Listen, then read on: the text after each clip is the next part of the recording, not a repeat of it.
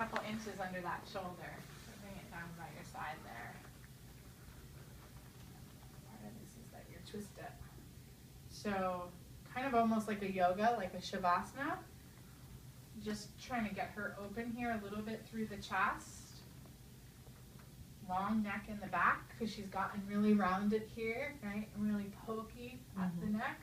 And often when we get in this position, we just reverse some of that, right? We open up here through the chest. We're tucking our shoulder blades. We have a short neck in the front, which is what we want, and a long neck in the back. Ooh.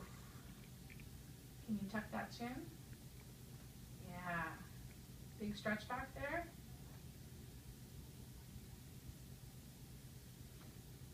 Does that feel okay, Tracy? Okay. I think this is really important for Parkinson's patients because the more we're so concerned about swallowing as it is, the more forward we get, the harder some of that is. The more we have that neutral position of the neck, the better our breathing, the better our lung capacity, the better the swallowing. Okay? No snoozing. Oh, that's a snooze on me. Can you roll over onto your stomach? Okay.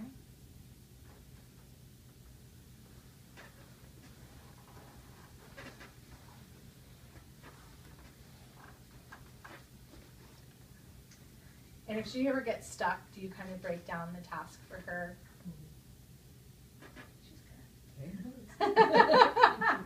You know, caregivers come with all sorts of different knowledge, so it's always good to have people come in. You know, some people have a better understanding than not. But, you know, typically with Parkinson's, instead of saying roll over or get on your stomach, if we say roll to your side, straighten your knees, you can straighten your knees. Yep. And then bring your hip forward all the way over. So you're going to come all the way over on your belly and you're going to walk your arms up.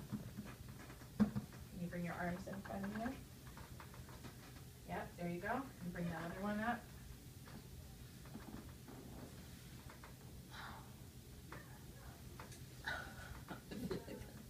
I'm struggling. That's okay. You are struggling. It's hard. That's why we're having you do it. More.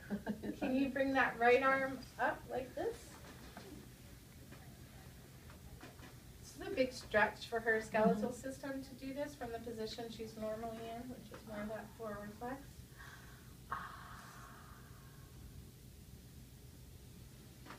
Any pain? Yeah. Back? Low back? Low back. Feeling okay? Yeah. Okay. So, you know, one of the things we want to maintain is the hip extension.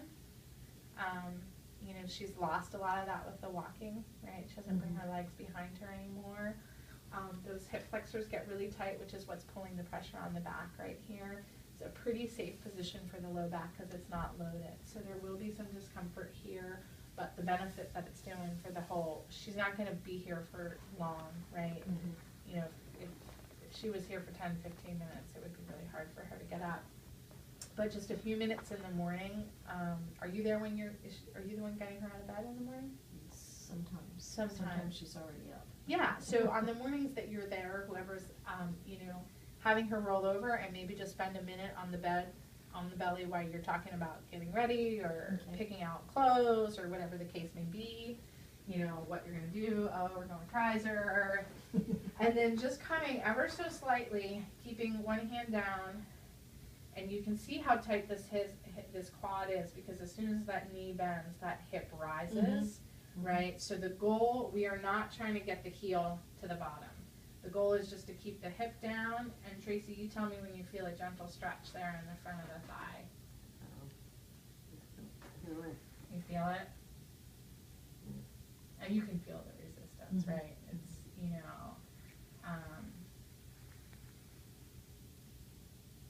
keeping some length through these quads is pretty important. Doing okay? Okay.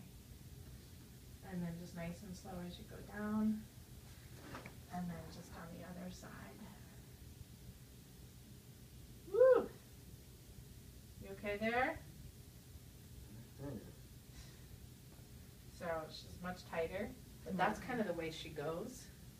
right? At least she always seems to be more kind of flexed that way. You can feel it. Woo! You okay? So this is the quad. So it's a 2-joint muscle, crosses the hip and the knee. But we have another, you can let this one go now, Tracy. So there's a lot of guarding there by the hamstring, more so than the other side saying, hey, don't stretch me. So she's much tighter on the right there. But then you want to kind of get after the 1-joint muscle. And the way that I like to do this is just keep the knee bent. And I use my knee, otherwise the leg's too heavy. And you're just trying to let that hip, and this is the muscle, the iliopsoas, that just goes across the hip like this. Does that feel okay? Tracy? Feels okay? What's that? My earring. I get it. Each one of those should be at least 30 seconds.